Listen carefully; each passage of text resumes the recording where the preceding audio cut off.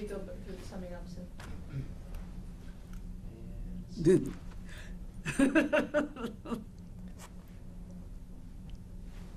Okay.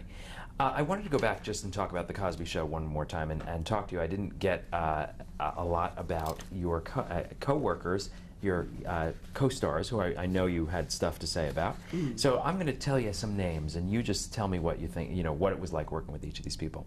I'm not going to do them in any particular order. Malcolm Jamal Warner. Oh, my God. He was fun. He was always fun. What was he like on the set? What was it like to be his mom? It was something to be with him as he grew. When we first started out, I remember he had a girlfriend in California that he had to say goodbye to. And then he received, after several months, his first letter from this girl in New Mexico, I think it was. And he was just in shock. And ooh, and he brought it for me to look at and to see. Well, he started getting more and more letters. He was wonderful. He was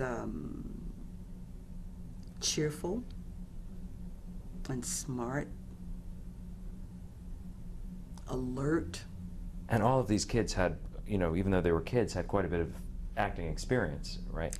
Yeah, he had been being trained. Right.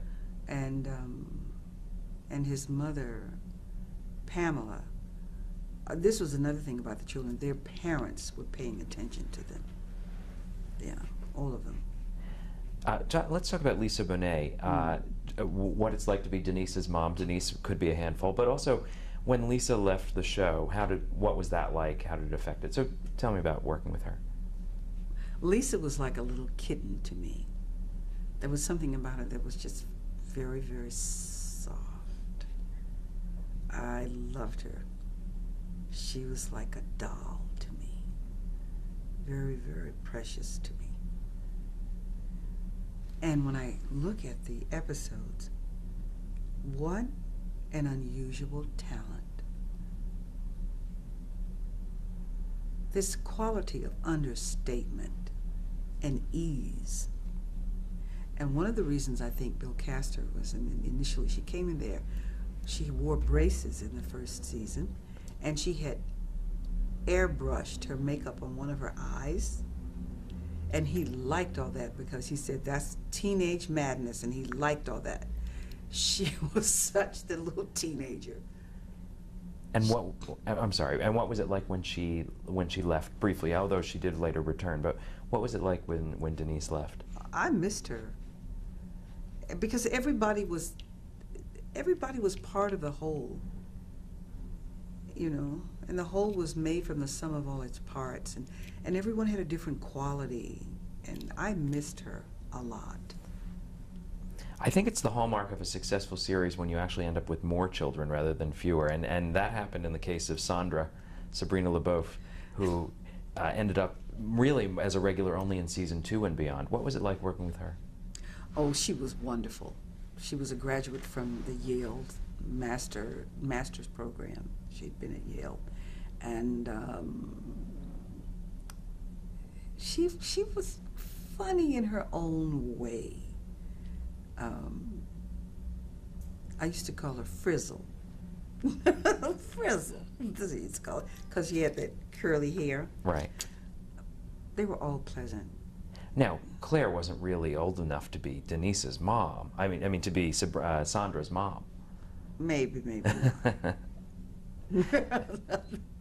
How about Tempest Bledsoe? Tempest was my little genius. She had a very high IQ. And her mother was a teacher. And, you know, she was, if you wanted to make a comparison to something, she was one of those children that, you know that how you always have one in the class that's very, very smart? That was Tempest. And truthfully speaking, she had the capacity to become a dramatic actress. She did have that capacity. I always felt that about her. And we talked about Keisha. who was so young when it started, and she certainly changed so much physically in the course of the show. So beautiful. What was it like having a little girl like that grow from a toddler to practically a toddler to a young woman in the course of your series? Well, in the course of the series, she was, I think by the time we ended, she was about 12 or 13 years old. That's very different from 4, which, was she about 4 when you started? She had such a normal life, you know, in her own family life.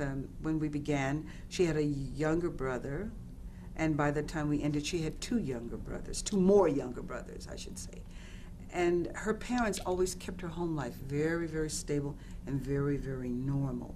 And I think that's what I liked most about them, was that they were very normal people. Keisha was, she just loved. you just loved her. And when Phylicia, my daughter, was born, she used to come running to my dressing room all the time because she wanted to play with her. And you spent a season on The Cosby Show, if I'm not mistaken, hiding that pregnancy. Oh, yes, I did. I hid behind refrigerator doors. We cut a hole in the bed. I was sewing the top of a teddy bear's head. I hid behind groceries. We raised the counter in the kitchen. Oh, goodness. Must have been a challenge. Oh, it was. It was. But I guess the Huxtables didn't want a 6th kid. That would be too much. Well, I guess so. Well, we had Olivia instead. That's right. Raven Simone. Oh, another, grew up to be such a talent. Prodigy. And Child prodigy. Yes. Grew up to be That's So Raven. In 1996, you went back to work with Bill Cosby on yet another sitcom. So can you tell me what made you want to play Ruth Lucas? What made them approach you to be Bill's wife again? What was that like? Well, I got a call. I was working on a play up at Hartford, Connecticut, and I received a call. I was in a car. I had come back to New York, and the phone in the car rang, and it was Bill. They found me some kind of how or other, and he said, he asked me to come, and I said, okay. And they said, well, we need you yesterday. It happened that we were having Sunday off in the theater that day, that week. So there was Sunday and Monday off. I received a script by fax. I was on a plane on Saturday in LA for rehearsal on Sunday and taping on Monday, and then back to the theater on Tuesday. Wow. And so it was a pilot at that point, right? Mm-hmm. And the pilot, because the series filmed here in New York, but the pilot filmed in Los Angeles? Yes. Okay. And so were you concerned about playing the same man's wife again? Were people going to think you were a real-life couple? No. But were you concerned in terms of the show being compared to its legendary predecessor? No. It was a different show. The characters were different. Tell me about them, about the characters. Well, the Lucases, okay. The Lucases, now, okay, if you say that the Huxtables were upper middle class, the Lucases were middle class. In the beginning of this series, he worked as a baggage handler with the airlines, and he'd just been laid off. That's how we started. And at that time, Ruth didn't have employment at that time, initially. Later, she and her friend, played by Madeline Kahn. Oh, who we must talk about. Yes. We would open up a coffee shop. We'd start with a flower shop, and then we'd open up a flower shop. And it's interesting for people who, again, for people who view The Cosby Show as having this message, whether they viewed the message as universal love or whether they viewed the message of a way to convey American culture to the masses or black culture specifically to the masses, this was a show that was so different. It was a complete different slice of life. Very different. This was actually taken in the neighborhood. I think he patterned it after the neighborhood in Queens, which is so multicultural. I mean, you saw everybody in the world on that street and in the shows themselves. And so it wouldn't be unusual that your character, Ruth, would have a best friend who is white and ran a coffee shop with her. And It wouldn't be unusual that Phylicia would have no, such a I know thing. that. It wouldn't be unusual that anybody should have such a thing. Of course. I'm If just we- pointing. If we're being, I know it's what television audiences are accustomed to Right. seeing. But if we actually step outside of this little bubble that seems so much bigger than it is, people are living like this all the time. In Mississippi, people are living like this today. This is what's happening. But it's not something we see on television all the time, No, which is it why isn't it's something we see interesting on that we television saw all it the time. here. Mhm. Tell me about the Madeline Kahn, and then I want to run through your other castmates, but specifically Madeline Kahn. When This was her I last heard, role. Yeah, when I heard that Madeline Kahn was in the show, I thought, oh, I'm going to work with Madeline Kahn. Oh boy, I've arrived. That's what I really thought. I have arrived. I love Madeline Kahn. I am. She was like icon. Madeline Kahn. Nobody like her anywhere in the universe. I had such a good time with her. Well- She was a woman. She was a woman of unyielding curiosity about life, and yet she knew so much. But you'd never know that. She was a woman who took time to look people in the eye and greet every person as if that were the only person on the planet, and be genuinely interested in that person. She was a woman who lived in the moment, and she was so disciplined. If Madeline had 3 lines in a scene, you could hear her from outside her dressing room rehearsing those 3 lines for hours, because what she would do would move to the center of the thought that made those 3 lines significant. She could say a simple phrase, and she did it. In the bush, she could just say something that simple, and the audience would just fall out. Just fall out. She was so amazing, and amazing to be with and to work with. I can imagine you must have been awed upon first meeting her.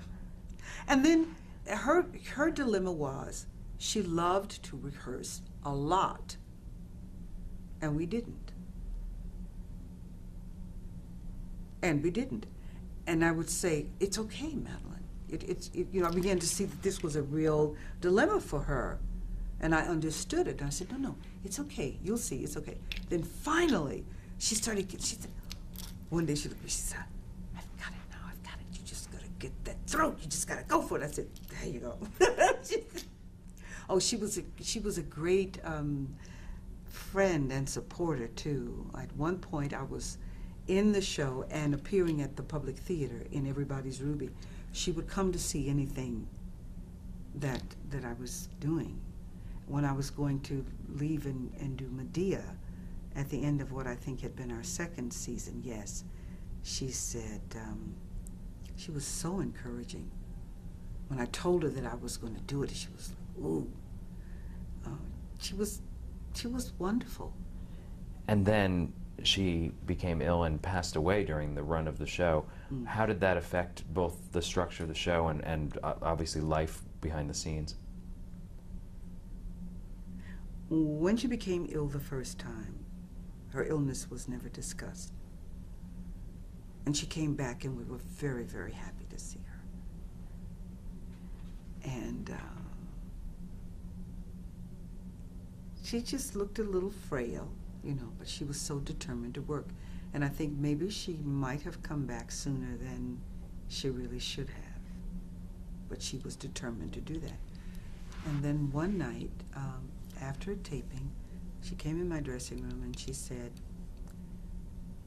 we never talked about what was wrong. And I said, no, we never talked about it. And then she said, well, it's happening again. And and I just looked at her. There was nothing to say. She said, it's happening again, and I have to go back. And I just wanted to be the one to tell you.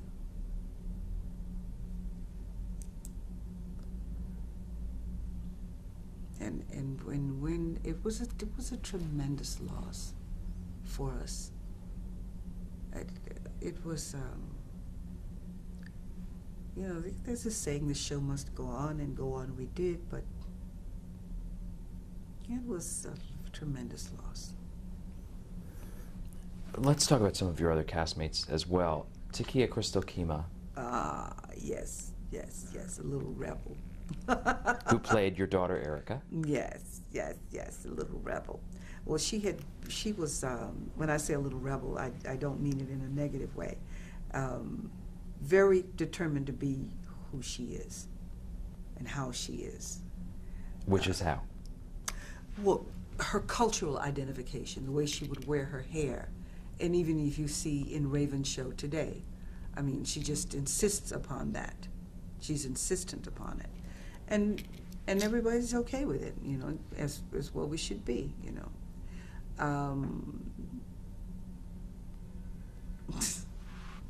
So cute and so pert. And so devoted to her grandmother. So completely devoted to her grandmother. And Dougie Doug, who played Griffin, who was, what would you call him, the comic foil in the show? Especially he and Hilton together were such a team. Oh my God, that just was beautiful. Was that not the most beautiful relationship ever? It reminded me a lot of Too Close for Comfort with the Ted Knight Monroe relationship. Always the younger irritant guy with the older impatient guy. He was so good at it. We loved Dougie Doug. We loved. What was it like working with him? Is he very, you know, funny, spontaneous like that in person? Is that his personality? Yeah. Yeah, he's energetic, you know, he's got that energy that's clicking like this all the time. And this little thing where he would twirl his hair and get into the thought of a thing. His mind, he always reminded me of a beatnik, the way his mind would move, those artistic sensibilities and the expansiveness of his thought. I always thought of him like a beatnik. That's what he reminded me of. And Journey Smollett. Journey Smollett comes from a family of, I'm trying to remember, is it 6? I think there were 6 of them. And their mother groomed them for performance. She groomed them for performance.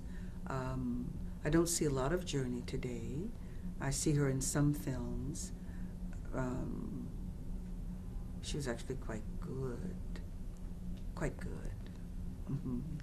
What were some of your favorite storylines or episodes from that show? I liked the show where the mistake was made, the coming out show, where Hilton and that nut ended up in the company of gay men. And they thought, you know, that it was a regular men's gathering. And then Claire, Claire, that's the first time I've ever made that mistake. Ruth thought that Hilton might have made a turn on the road. That was fun. That was a fun show. That was fun. And something a little bit more adult than would have been done with the kids on Cosby. Mm-hmm. What was the show well received by the audience? Did people come up to you and compliment that show as well? Did they always compare it to the earlier show? That show was a very different kind of show, and it did have a following. And when it went off the air, people expressed different things about it. My personal feeling was it was not properly promoted. People didn't know we were on the air sometimes. I found that very interesting. And I don't know if this is a place to be saying this, but the way in which it was removed I thought was most disrespectful. It just wasn't handled right. I don't think that Bill had the benefit of the good writing staff that he had with the first show. With all due respect, I wondered at these writers. This was when television began to change. This was when the policies of hiring writers began to change. And now they were hiring younger writers which is not a bad thing to do. But they were not hiring the more experienced writers. They were not hiring writers with right sensibilities. So then I was encouraged, though, to see, what is the show that I love so very much? Kelsey Grammer's show. Frasier. Yes. God, the writing on that is so good. Frasier. The writing on that is so good. And it comes like on the heels, like after this. I thought, okay, somebody got it right in this era. You know, he hired these people who were literate. You can tell by the writing that the references are broad, but the skill is there. Ooh, I didn't consider our writers very skillful at all on the second show. I was very disappointed. And Bill was, he was very respectful and he was very tolerant. And I remember one day I got very upset because he had given the writers a note, and I understood what he was talking about. He was talking about rhythm and what made the comedy work. And this writer didn't hear him, just wouldn't listen to him. And I just finally said, "Did you hear what he said?" And Bill turned and looked at me. I said, "I'm sorry." I'm so sorry. But it annoyed me because Bill knew what he was talking about, and this person, I thought, okay, I got it. They're related to somebody in the network. That's why they're here. Were you disappointed that it ended after only 4 seasons? Yeah, I was disappointed with the way it ended. And that it ended the way it did, and the way it ended. Bill was very gracious always. But yeah, I had my qualms about it. I just thought that he deserved a better representation, a better promotion, and a better treatment. Instead, we were used to promote King of Queens, and everybody loves Raymond. We were. They introduced them through our show. Right. You were the 8 o'clock anchor show, right? Or 8:30? They had them on the show, in episodes. Oh, yes. Hello. Crossover episodes. Yes. Hello. I actually was there the night that Ray Barone came to that. You know, and that's your okay show. too. It's like I saw the other side of midnight with this show. Mm-hmm. I said, okay, now I see how this works. I guess I'd become more seasoned. Or you'd been through the Hollywood mill and seen it come out the other side and seen how it works. Other side of midnight. Right. With this show, it was the other side of midnight. Mm-hmm. Let's talk about some of your current projects. Obviously, we want to talk about A Raisin in the Sun. You won a Tony Award for that. I want you to tell me if I have the right statistic here, that you're the first African-American lead actress in a play Tony winner. Is that true? Yeah. And that only happened in this decade? That's pretty incredible. Well, that's what I asked. What happened? Nobody was ever nominated before? But, not to take away from the performance, but you know what I mean, like that, it's incredible it's taken this long for that to happen. But let's talk about A Raisin in the Sun, both the Broadway version and your television adaptation. What character do you play, and how does it relate to the original stage production of that classic play? I play the character of Lena Younger. Neil Marin and Craig Zayden are the producers on this project. And when I had my initial meeting with them to discuss the possibility of filming it for television, I thought, we're going to be fine. Because their track record is so great. Their sensibilities, they come right out of the public theater here in New York City. Their sensibilities are such that they would uphold the integrity of this play. And they would present it as a film with great production value, and they did, they have. And it's just about to debut, I believe, tonight. You're going to see a screening, is that true? There's a screening of it tonight, yes there is. And how do you feel that the television adaptation came out now that you've seen it? I mean, you do feel that it holds up to the classic play? I think it does. I think it does. The sensibilities are so intact. It's there. It's beautiful. What was it like to be that Tony winner, that groundbreaking Tony winner, for just so recently for that play? Wow. I think the greatest part of it for me was having my mother, my sister, and my daughter with me. that was wonderful to share that with them. These things come and they go, you know, they come and they go. I didn't expect such a thing. I wasn't looking for such a thing. It was a role that I thought I could have not done and been just fine with not doing. But Kenny Leon, the director, said, "No, Rashad." And I said, "Well, why do you want me to play this woman?" "Because you're going to bring something new and different to it. I know you will." And what did you bring new and different? Well, first of all, in our initial rehearsals for the stage production, and I probably get this from my mother. My mother hates to be referred to as her mother. She's a human being in her own right. I said to everyone, okay, we're not going to call her mama, okay? When the script says it, that's fine. But in the playbill, this woman has a name. Her name is Lena Younger, okay? And Kenny looked at me and said, okay. So then Kenny kept saying to me that he wanted her strong. He wanted a strong woman, a strong woman. And I'm looking at him thinking, yeah, okay. There are many ways for a woman to be strong. And then one day he said, no, see, she comes from this time. And it was because of my work in August Wilson that I understood this. Time. Time. She came from the beginning of the 20th century, out of Mississippi into Chicago. Okay. I said to Kenny, all right.